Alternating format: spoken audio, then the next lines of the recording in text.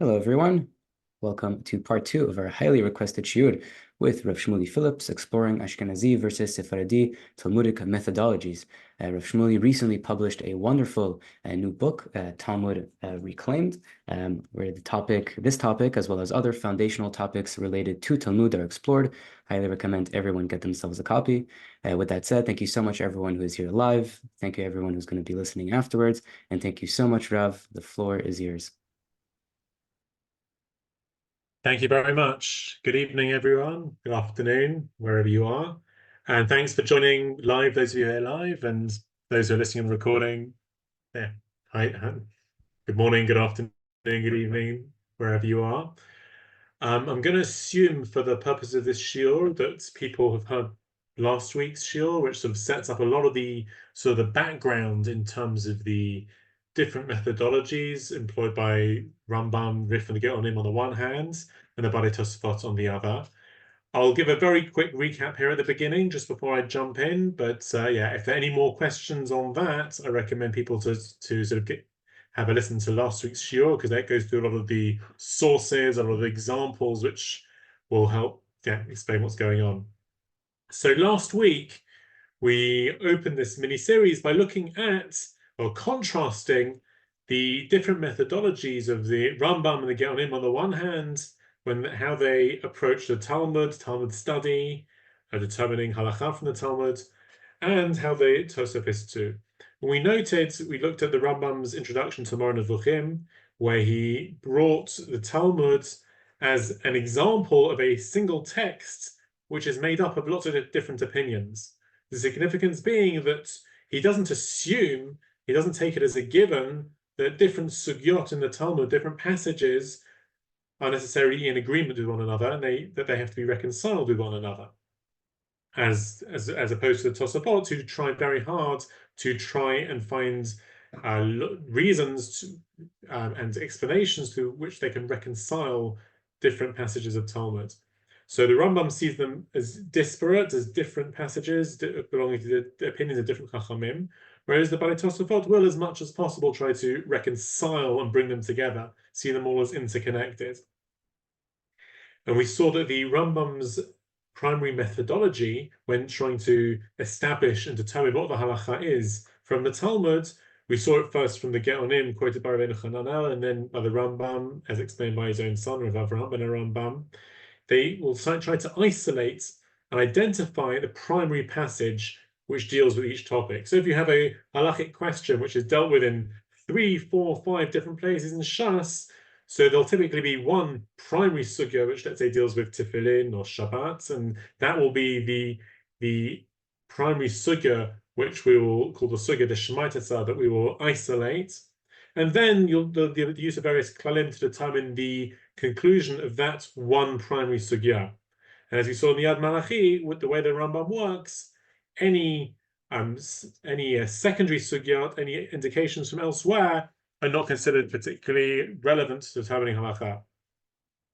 So that is one point. And another point being that the Rambam will not try to bring in any additional svara other than what is written in the Gemara. So if a certain halakha appears in the Gemara, so certainly he won't try to reconcile that with other sugyot elsewhere, and he won't try to bring in other logical interpretations in order to reach the halakha. Typically, Rambam, Rif, and Geonim will record the conclusion of the primary halachic passage of the Gemara as it is found.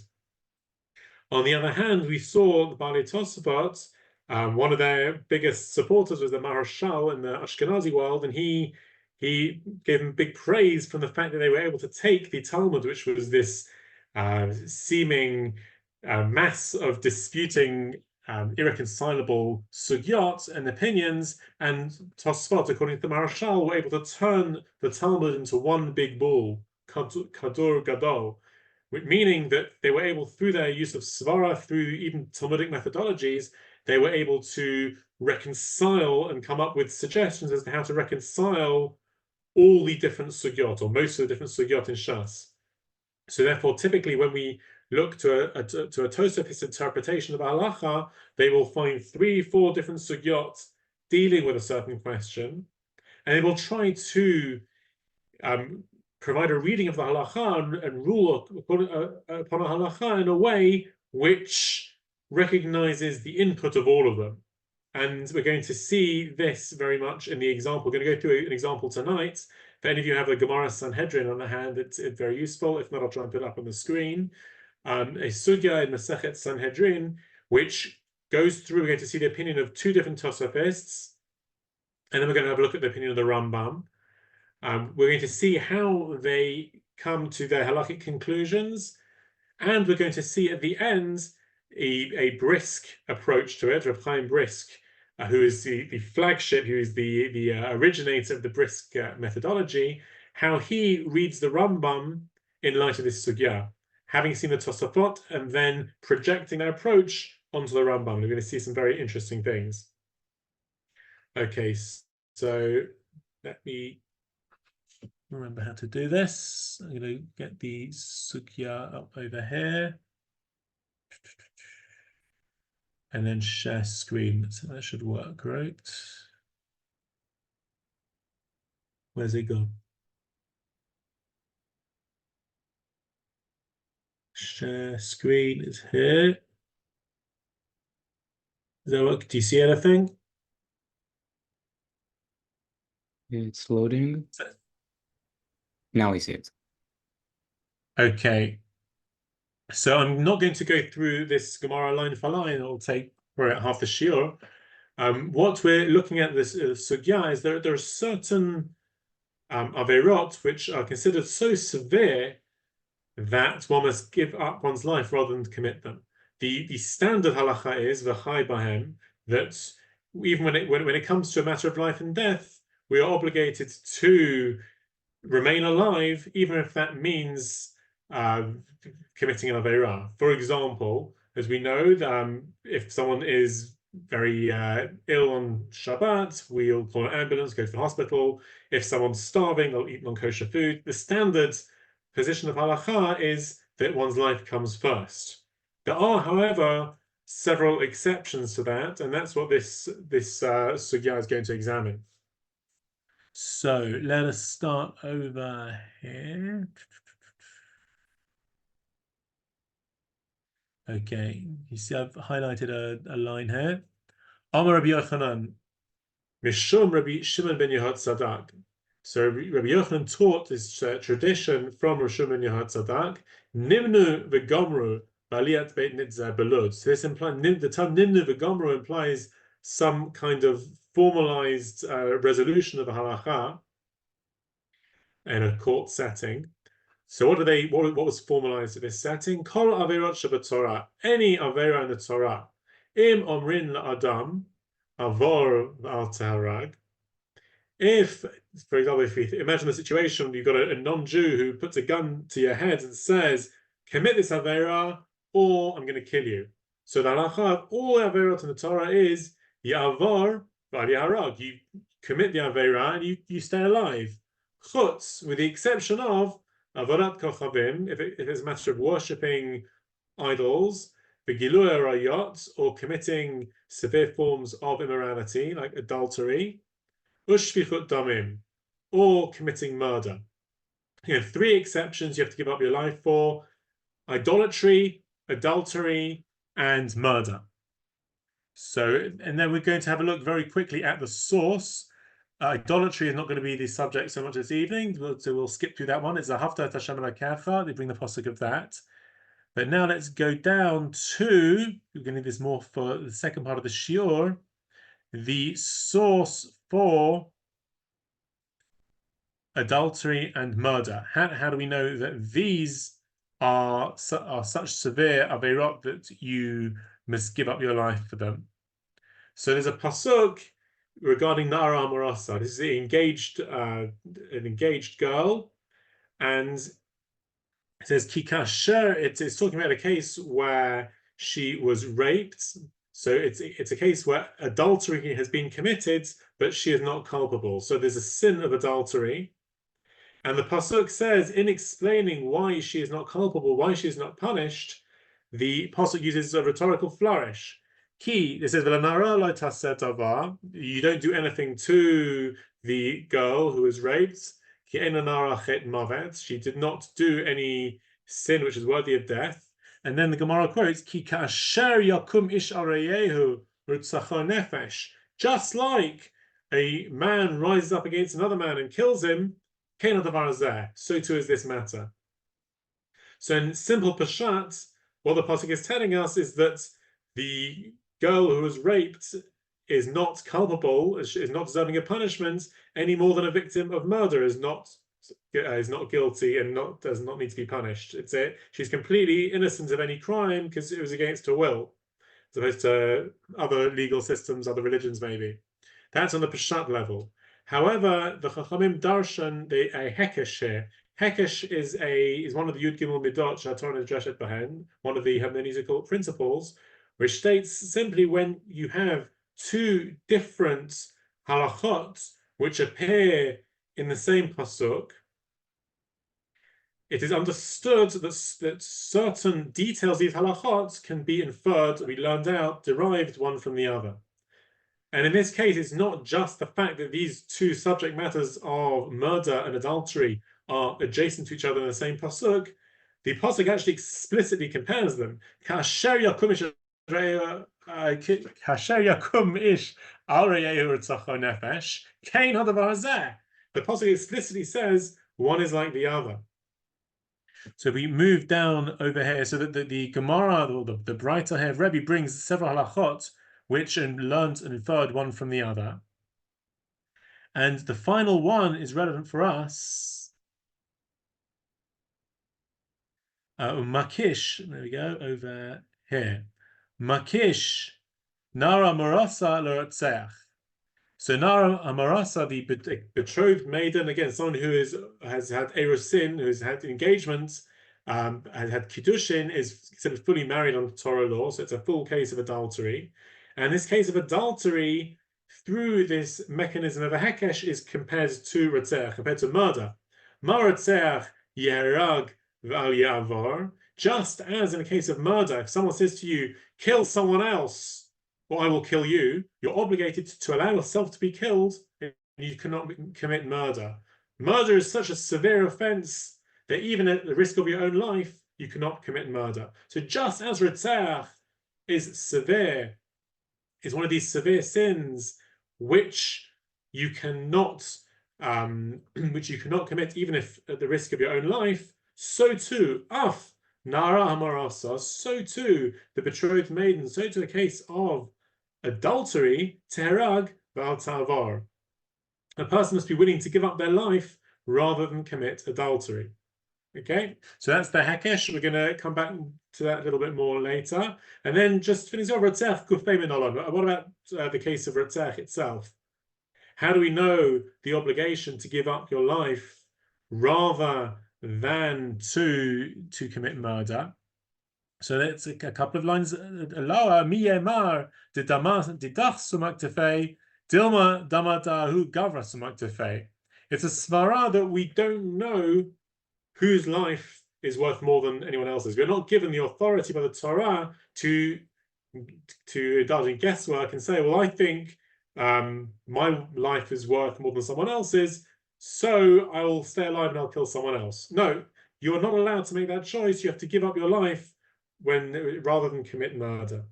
So those are the three classic exceptions, three severe averot, which are so severe, idolatry, adultery, and murder, that you must be willing to give up your own life for it. There's one other case, or there's two others. We'll skip to this one. Farhesia is the line that down here. Kiasa Rabin Amar Rabbi Yochanan. Afilu shlo b'shnat gezeres hamelech lo omru ela b'tzina. About b'farhesia. In a case where there is a public demonstration going on, it's a public event going on, and the non-Jew threatens you in public to do some kind of Aveirah or lose your life, in such a scenario, afilu mitzvah kala, even a light mitzvah, we'll see what that means in a second, even not one of these three stringent Aveirahs, yerad v'al yavar, since I presume it's some sort of matter of Chilul Hashem, the non-Jew is making some big point of a public point of trying to get the Jew to do something he's not allowed to do. So in such a scenario, and if it's a big public scene going on, you must be willing to give up your life for any mitzvah kala. And as a side, my mitzvah kala, what is a mitzvah kala? What is a light mitzvah? We're normally told we can't weigh up these things. Amar Rav Bar Rav Yitzchak Amar Rav. Skip to the next page.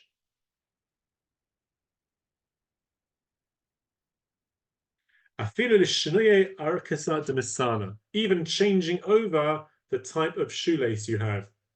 So just as an aside, over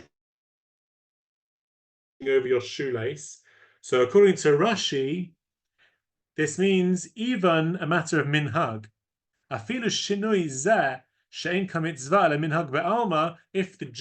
Jews are accustomed to tying their shoelaces one way and the non-Jews tie their laces another way, and even a matter of minhag, if it's something which the non-Jew is trying to get the Jew in public to identify as a non-Jew or to break even a custom, the Jew is obligated to give up his life for it. Rambam and the Rif understand this differently. They understand this in the context of a loitase of b'chukatayim loitelechu, and without going into all the details, they understand that actually being a loitase involved. So for the Rambam and the Rif, it has to be some kind of aveira. However, that's to be understood according to Rashi, even a matter of minhag. So again, so to summarize, we've got these three aveirot, which under any circumstance you must be willing to give up your life for rather than commit: idolatry, adultery, and murder. Adultery is actually learned out of hekesh from murder. And then this case of parhesia, if it's in public, if it's a public exhibition where the non-Jew is making a stand and trying to show the Jew will betray his religion in public, any light mitzvah, whatever we understand that to mean, you have to be willing to give up your life for. Now comes the big question, which is at the center of the shiur, and it's going to be a question rather than the answer. The answer is less important here. Let's skip down to over here. The Gemara is now going to ask, on the principles that have been established so far, how do we understand it? Vaha Esther Farhesia Havai, is the bit I've highlighted here. In the Megillat Esther, we know that Esther married Achashverosh. She had relations with a non-Jew. So the way Rashi explains it, which I think is the way that Rambam and many other commentators understand it, Nival Alovet Kachavim. She allowed herself to have relations with a non-Jew, with Achashverosh. V'lo masra nafsha liktala. She didn't allow herself to be killed. This was something very public. This was something the whole kingdom knew about.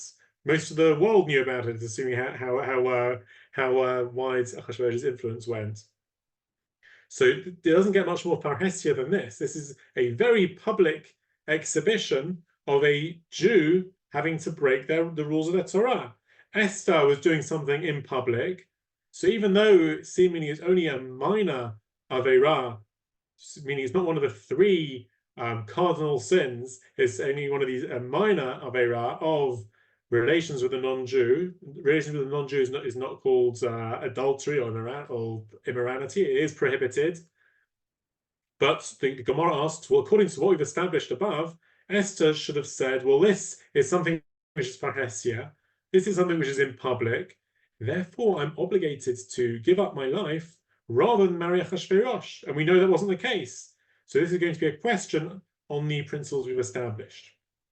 So Abaya and Rava have different ways of understanding it. Abaya says, Esther karke olam haita. She didn't actively participate in the sexual intercourse. And since she wasn't actively participating in it, therefore, the rule of parhesia, publicly going against her principle, the Jewish religion, is not a problem, not engaged. Only when you actively do something with parhesia. Rava has another answer. In Hanas, this is one the Rambam rules according to Hanas Atzman Shani.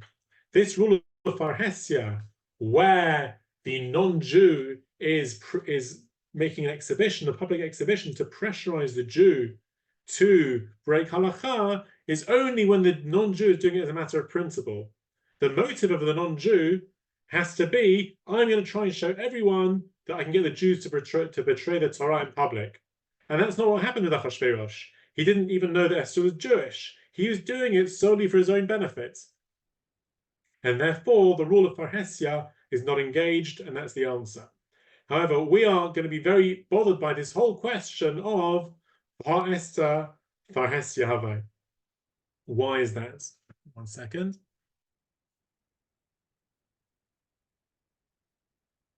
Right, so the Balei Tosfot have a very tough time with this whole question.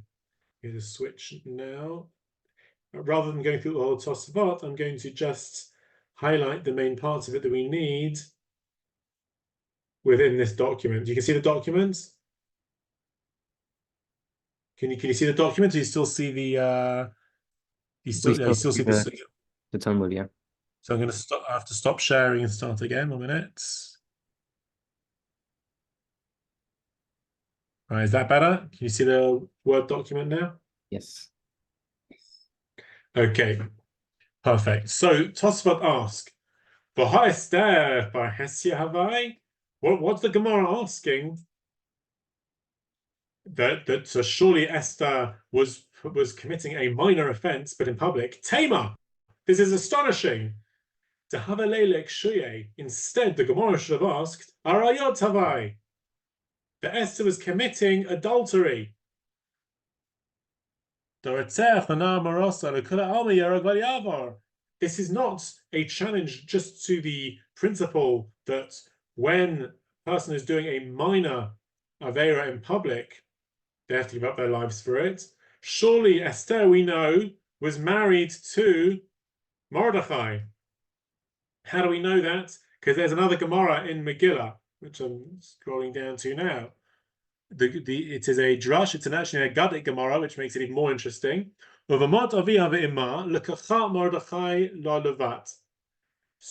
when Esther was orphaned, Mordechai took her in simple pshat, as a daughter. But Tana Mishum Rabbi Meir is a brayta is taught in the name of Rabbi Meir. Al tikrei lebat elo lebayit. Don't read it as a daughter, but as a house, meaning as a wife.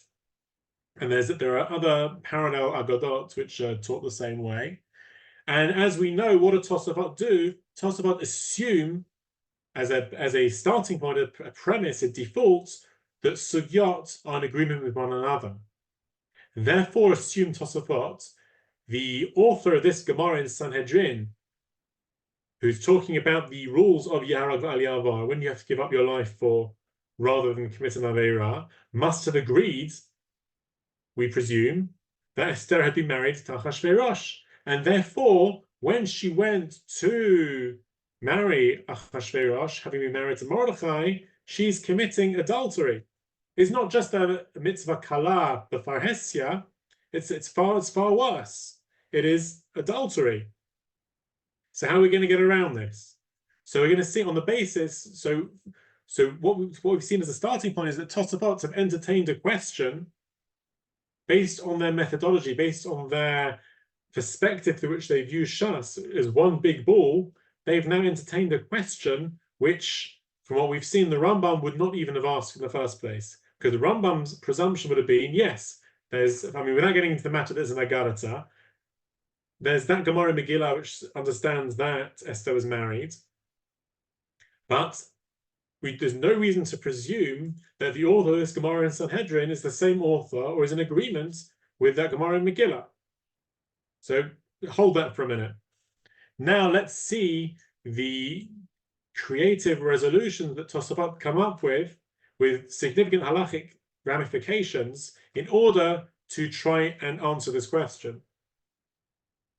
We're going to start with Rabbeinu Tam, who's got a reputation generally as being I think the most or one of the more creative of the Balei Tosafot. The Tiretz Rabbeinu Tam, over here.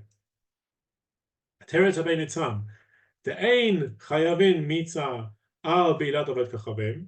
That one is not obligated to give up one's life. One is not chayav mita at all over relations with a non-Jew.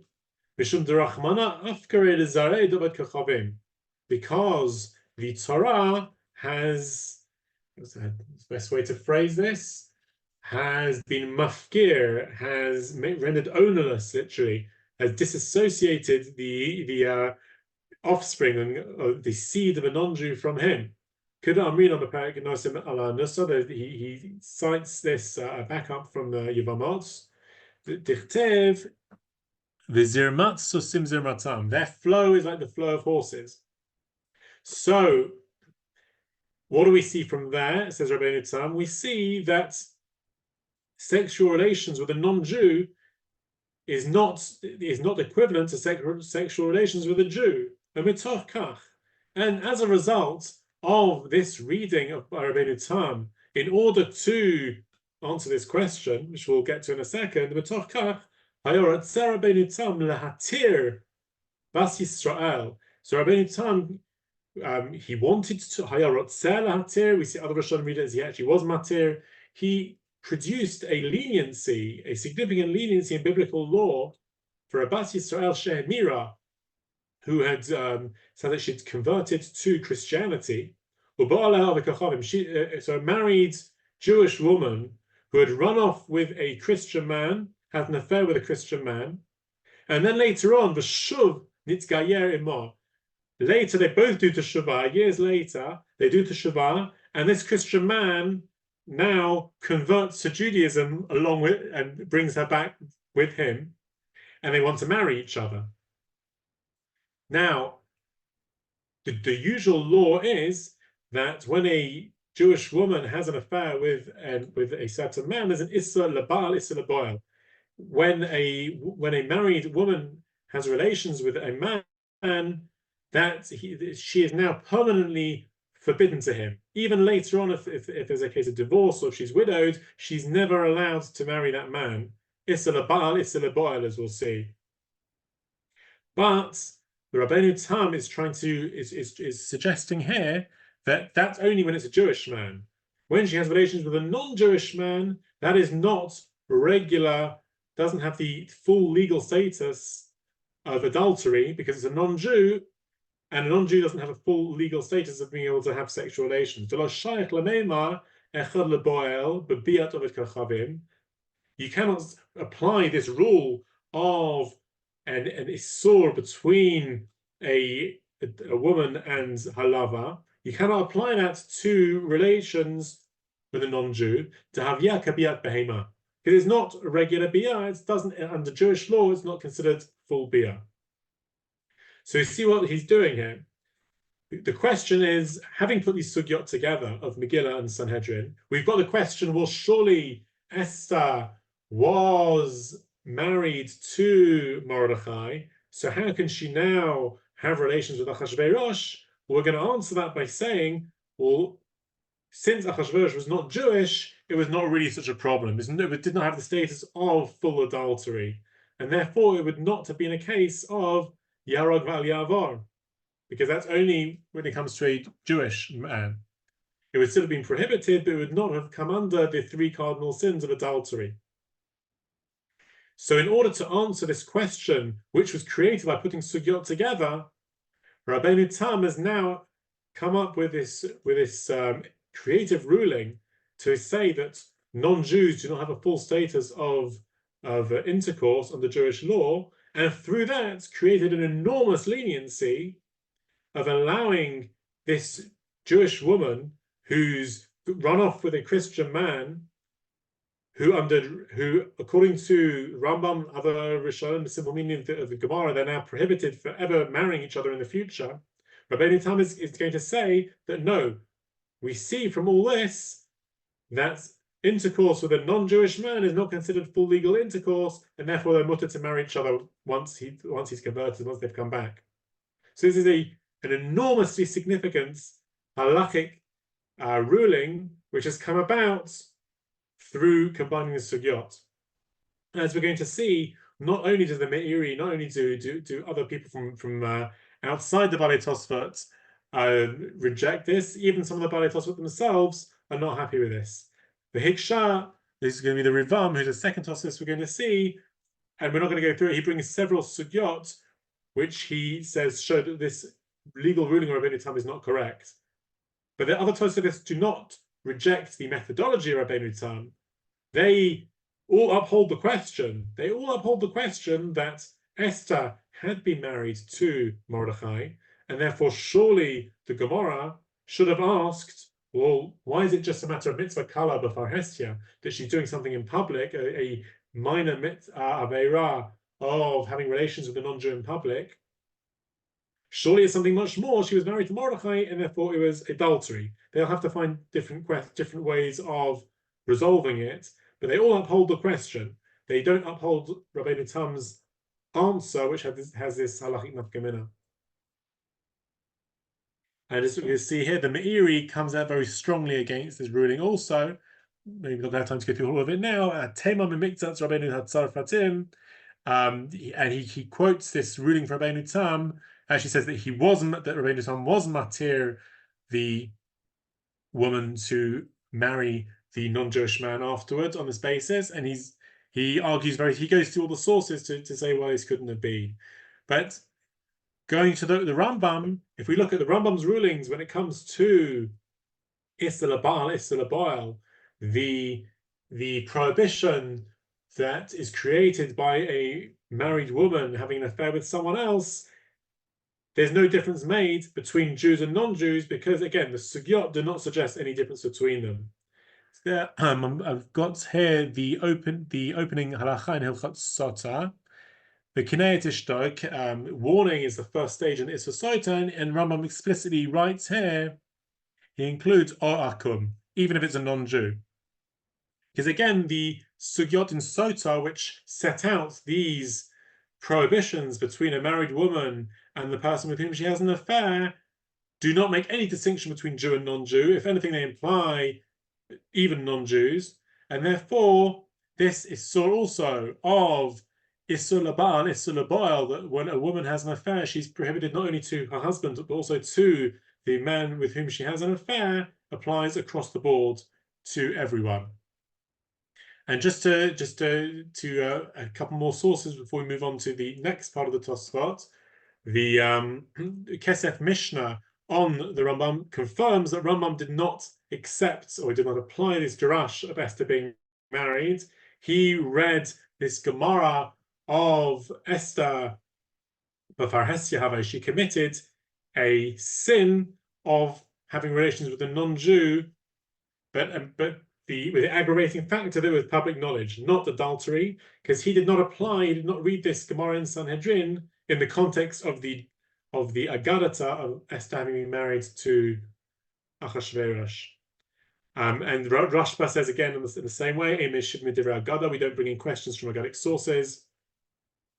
And if you look at the Pshat commentaries on the Megillat Esther as well, you see that the commentaries like the Ralbag, the Rashbam, possibly also Ibn Ezra, read it simply that Esther was not married to Mordechai, and all that was going on here, the Gemara's only concern in this sugya would have been that, therefore, that she was having relations with a non-Jew, which is mitzvah kala compared to the three cardinal sins, with the aggravating factor that she was married. So Tosafot, by bringing these sugyot together, of understanding, therefore, that Achashverosh and Esther were married, are creating this problem of, well, why doesn't the Gemara ask the greater question? And as a result of that, having to come up with these innovative resolutions, one with a huge halachic leniency of such Rabbeinu Tam, we're now going to move on and see the Rivam solution, and we're going to see what Reb Chaim Brisk does with that, reading it back into the Rambam. At this stage, are there any questions, anything to clarify before we move on to the second half?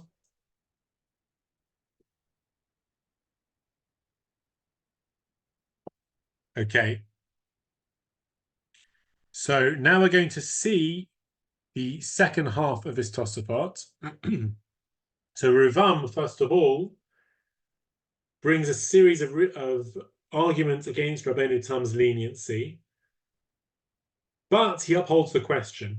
The Rivam is a Tosafist. He reads the sugyot of Megillah and Sanhedrin together. So he is also bothered by this question of why did the Gemara not ask the more basic question that Esther, as a married woman, married to Mordechai, should have given up her life, regardless of whether it was in public knowledge or not.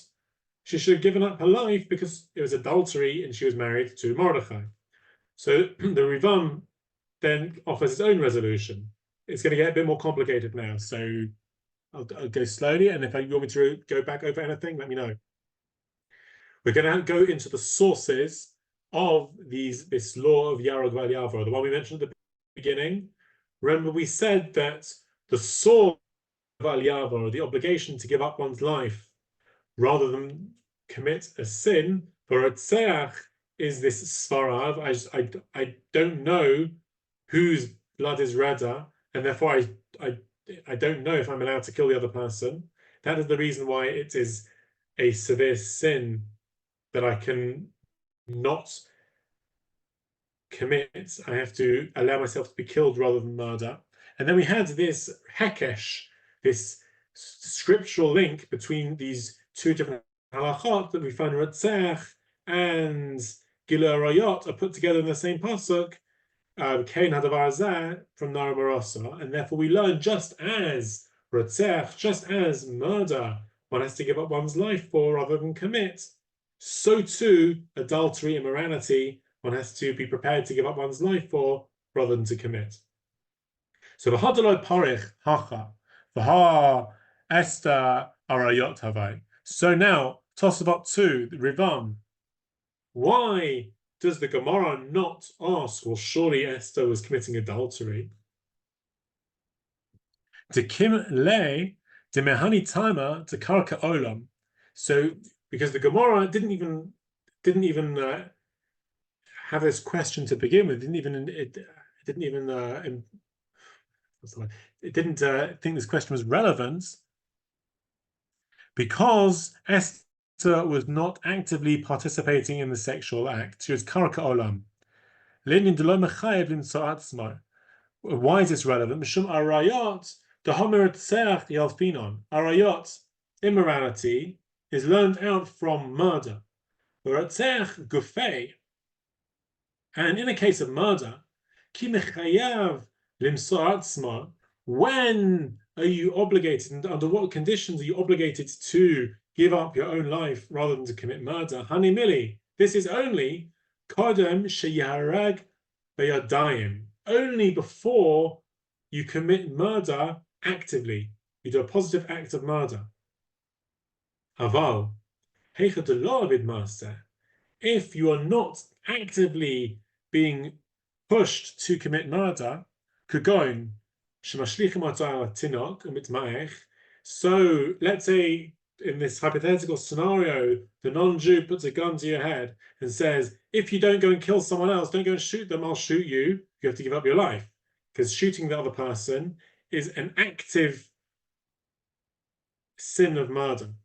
But if he says to you, I want to pick you up, I want to launch you and throw you onto a child and kill the child, so there, according to Tosafot, you would not have to give up your life for that because you are not doing an act of murder. And you are just allowing yourself to be used as a weapon. So Tosafot is saying that in a case of murder, one is only required to give up one's life if one is being forced to actively commit murder. But if one is put in a situation where one is being pressured to only passively commit murder or be used in order for murder to be committed, you would not be required to give up your life for that. Why demotzi ama adaraba? My chazit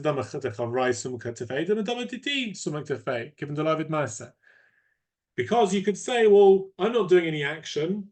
I'll stand back, and since I don't know whose blood is redder, well, I'm not going to do any action. And I don't know if the child's blood is redder, if my blood is redder. I mean, I don't know whose soul is considered to be more valuable. So I'll stand back and not do anything. So Tosafot are understanding that in the case of murder, only active murder requires one to give up one's life. Therefore, arayot, immorality, which is learned as a hekesh, the fact that you have to give up your life rather than committing adultery, is learned as a hekesh from Ritzicha. Therefore, say Tosafot, the same limitations, the same details should apply. And when should I be required to give up my life rather than commit adultery? When I'm being forced to actively commit adultery, to do an action, a sexual action. Whereas Esther, which we're understanding from the Gemara, Karka Olam, she was only passively involved in the sexual intercourse. Therefore, it should follow that she would never have been required to give up her life rather than be involved in this kind of immorality. Again, because there's this hekesh from Ritzicha to Arayot, from murder to immorality, therefore we can say, says the Rivam, that murder, the requirement to give up one's life rather than murder, is limited to a case when you're actively murdering. You cannot commit an active act of murdering. Only that is severe enough that you have to give up your life rather than commit it. So too, when I'm learning over this hekesh, that you have to give up your life rather than commit a severe avera to immorality, therefore the same limitations will apply. And I'll only know that an active participation in immoral intercourse, in an adulterous intercourse, will require me to give up my life.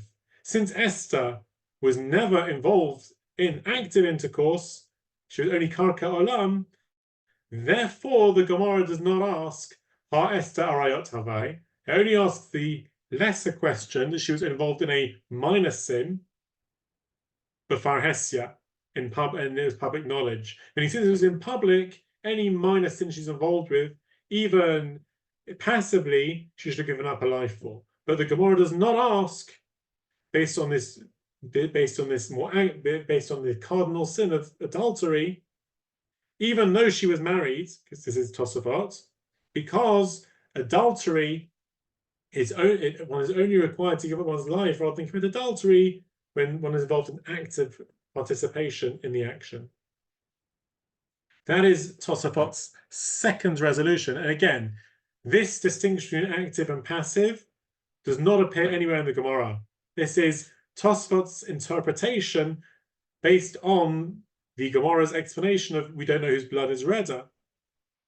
And Tosafot are therefore putting this explanation and this logical interpretation into the Gemara to say it is only when one is actively murdering, not when one is passively murdering, and therefore the same limitation should apply in immorality, that one should only be required to give up one's life when one is actively participating. This is not explicit in the Gemara, and therefore it's not explicit, it's not found in the rulings of Rambam either. Rambam nowhere distinguishes between active participation and passive participation.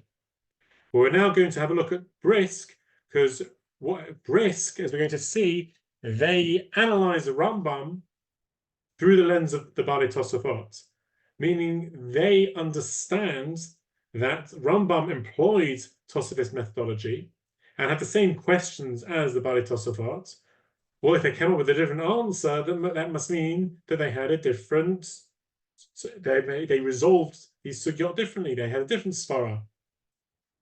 So while we've seen that Bali Tosfot had this question, they created this question by saying, well, another Gemara says Esther was married to Mordechai, therefore there was adultery, and therefore the Gemara should have asked about adultery, a question that the Rambam would not have had in the first place, according to the sources we saw above. How do we answer this question? Well, Rabbeinu Tam, through an astonishing innovation, that adultery with a non-Jew is not considered proper adultery because a non-Jew in halakha does not have full status of sexual intercourse.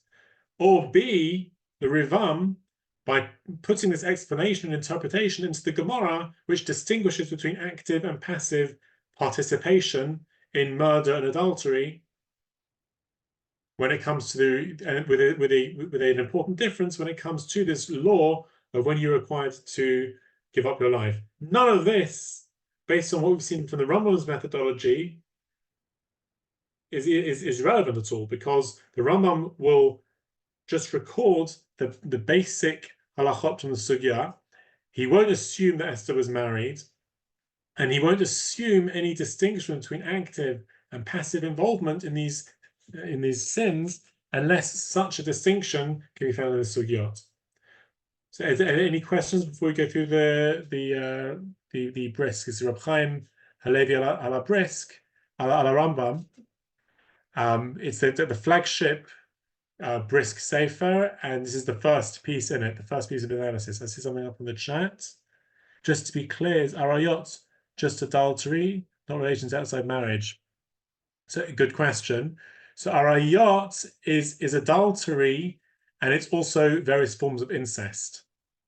So those are the forms of adultery that everyone agrees one must give up one's life for.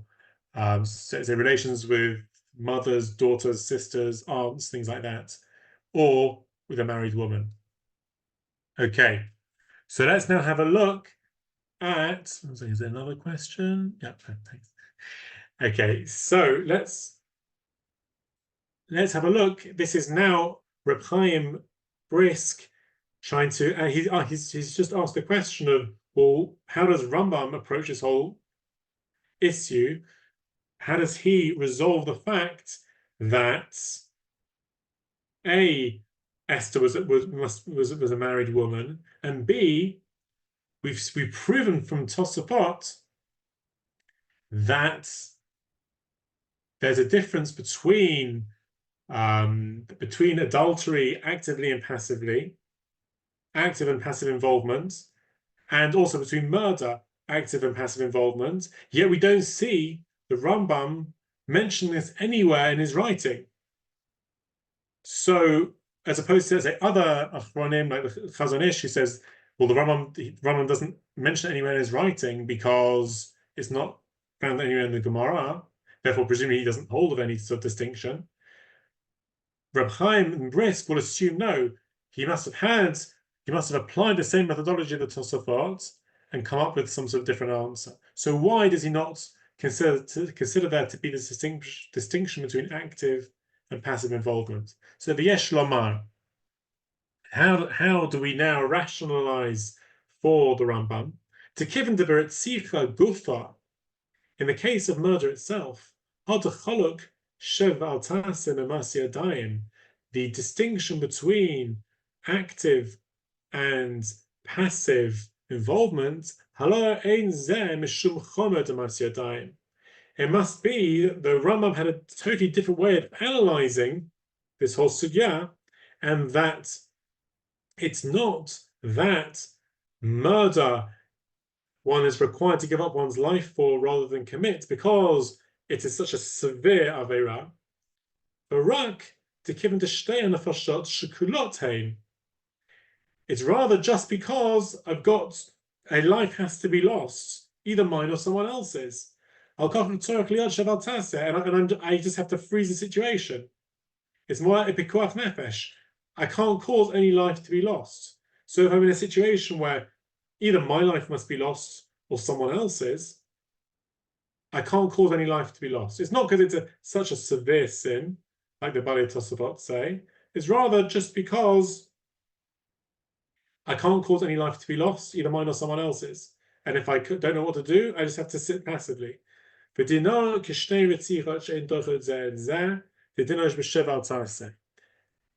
just like a case where one person has to be murdered, one life has to be lost. I hear you save one person, I can't go and save either person because I can't actively cause anyone to die. Therefore,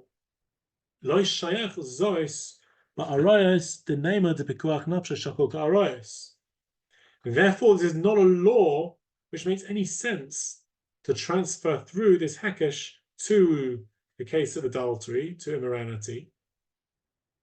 To kiven dialfino meratzech, since the whole source of this law of having to give up one's life comes from the case of murder, the basic underlying principle in Ratzech, why I have to give up my life rather than murder, is just a matter of pikuach nefesh. I must make sure no life is lost. Therefore,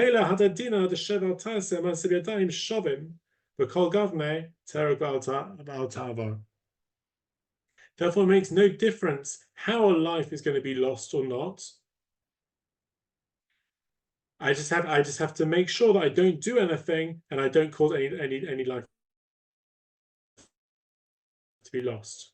So what is the difference between how he's explaining Tosafot and how he's explaining the Rambam? So he understood the Tosafot to be saying that because murder is so severe, therefore I have to give up my life rather than committing murder. I have a hekesh, therefore I transfer that same severity over to immorality, and I have to give up my life rather than committing immorality. Well, it is only a severe act of murder when I'm actively committing murder. So therefore, only when I'm actively committing murder do I have to, when I'm faced with a situation which I would actively have to commit murder, that's when I have to give up my life. Transfer that through, say Tosafot, to immorality. Only when I'm going to have to actively commit immorality, that's when I have to give up my life. That is the Tosafot Svara. Well, says Brisk, if Rambam is disagreeing with that, that must be because Rambam has analyzed this whole area of Yarog Val Yavar in Ritzicha differently. This whole requirement that one has to give up one's life in the case of murder is nothing to do with the severity of the case, but just because I have to make sure that no life is lost. It's like a din of pikuach nefesh. And pikuach nefesh, I have to make sure that no life is lost. And then it doesn't make a difference, therefore, whether I'm faced with a situation of having to actively kill someone, a person putting a gun to my head and saying, shoot the other person or I'll kill you, or a person saying, I'm going to pick you up and throw you on a baby. Passive involvement. Din pikuach nefesh, you got to save a life, means you cannot allow yourself to be involved in anything, and you have to give up your life rather than involvement. And that makes no sense to transfer through to adultery, because there's no loss of life going on in adultery. Meaning, in the case of murder, I can say, give up your life rather than be involved in any loss of life. But I cannot I cannot apply that to adultery. And therefore, what do we end up with? One second. Therefore, since in the case of murder, the requirement to give up one's life rather than committing murder applies whether one is involved actively or passively, then when you transfer that over to adultery, that will also apply whether it is active or passive. And therefore, the Rambam does not make such a distinction. So in order to explain why the Rambam does not record this distinction between active and passive, the Brisk methodology has had to assume that he had the same svara as Tosafot, that you should make the distinction between active and passive committal of murder, and then transferred over to immorality, and then had to find a different way of analyzing these whole aveirot to say, no, really, murder is you're required to give up your life for, regardless of whether it's active or passive. And therefore, when you transfer over to immorality, you're also required to give up your life, regardless of whether it's active or passive. So what we see here really is, first of all, we've seen how Rambam and Tosafot analyze these sugyot differently. Tosafot combining sugyot to raise certain questions, and then innovating and putting distinctions into the Gemara, and even finding halachic leniencies in order to resolve these questions that they've come up with by combining sugyot. Whereas you found the Rambam does not have this question in the first place, and does not make any distinctions, does not suggest any distinction between active and passive involvement in these cases, and does not make any distinction between sexual intercourse of a Jew and a non-Jew, because we don't find any such distinctions in the Gemara.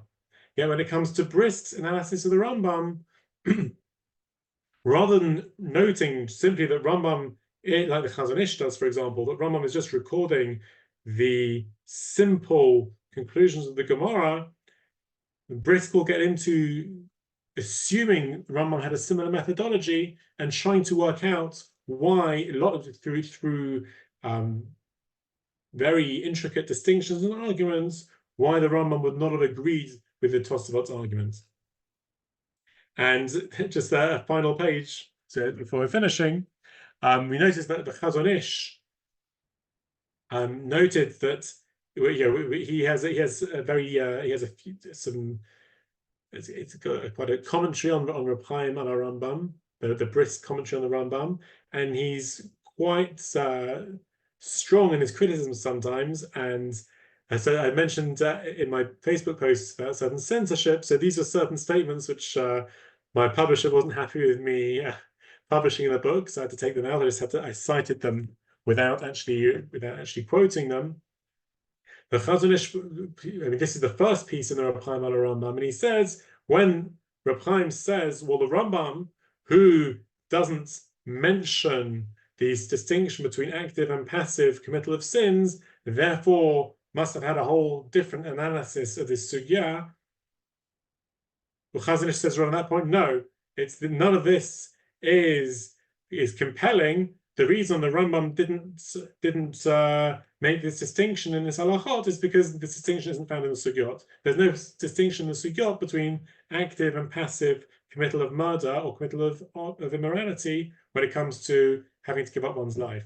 And a couple of other statements here you can see on the screen where Chazon Ish went even further in his critiques of the brisk readings of Rambam, and these were the passages the quotes of the Chazon Ish I had to take out. But he suggests that he says, well, if you're going to read the Rambam this way and put in these distinctions, you're turning the Rambam into some kind of secret code. And why didn't he explain himself properly? So it's some pretty strong statements there. And yeah, it's actually very interesting to see how these different approaches, even in the modern yeshiva world, the Chazon Ish sort of influenced people who in yeshivot will read the Rambam more simply. I think it's more common in the Israeli yeshivot, as opposed to the brisk influenced yeshivot who will assume just from the starting point, they'll have a basic premise that Rambam combines sugyot and was bothered by the same sort of questions that the Baalei Tosafot were bothered by, as we saw in this brisk session tonight. Thank you very much. If there are any other questions, we're delighted to. How do I get your book? 1 second. If you are in America, then there's a link on talmudreclaimed.com. You can get it on Amazon through talmudreclaimed.com. There's a link to use there. If you are in Israel, you can get it from Pomerantz Bookstore in central Jerusalem, who deliver. And if you're in England, then just, I guess, message me is the easiest place I can get it delivered to you. Any other questions about from the shir tonight? It's a lot to digest. If you have any questions, you can unmute or just write in the chat box. Also, the book on Amazon is on Prime, so you can get it in 2 days. I've got kind of a side question, so apologies, is not directly related to the last 30 minutes, but just the argument of, I'm probably taking this too literally, so apologies as well, this is a bit of a silly question, but if we ignore the Arayot bit, which is what most of the shit has been based on, and that this was just a sin that Esther could have done, which she didn't have to give her life up for because it was B'far Hesya, I still don't understand the logic of B'far Hesya when it comes to private sexual relations, because obviously that's not in public. You can, if it's general knowledge that it's happening, then maybe you could say that's B'far Hesya, or if there's children, you can say it's B'far Hesya maybe, but I just found that a bit strange that was the example given originally before we got into this. It seems that the Gemara is taking on that a sin that everyone knows is happening is considered something public and known, even if the actual act is not witnessed. I think that there's a similar thing in terms of it's not done nowadays, but we say kiddushin can take place, a Jewish marriage can be formalized, kesef, shtar, and bia.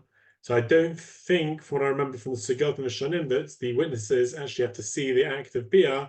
It has to where they're on the where they see the man and woman, the husband and wife, secluding themselves, or exactly what they see. They don't actually have to see the action itself. Sometimes there can be whether it's called an ansade, something which is so clear and known by everyone that it's considered to be public knowledge. But yeah, you raised a good point. It's not a classic example of parhesis only happening in public. Yeah, just confusing, but yeah, that makes sense. Thank you for clarifying that, and yeah, that was very interesting. Thanks. Thank you. Okay, so I think we're gonna end it over there. Thank you so much, everyone, for being here. Chacham, thank you so much for this amazing, insightful two-parter. B'ezrat Hashem will have you on going forward. Thank you so much. Thank you. Thank you for hosting me again. Good night, everyone. That's it.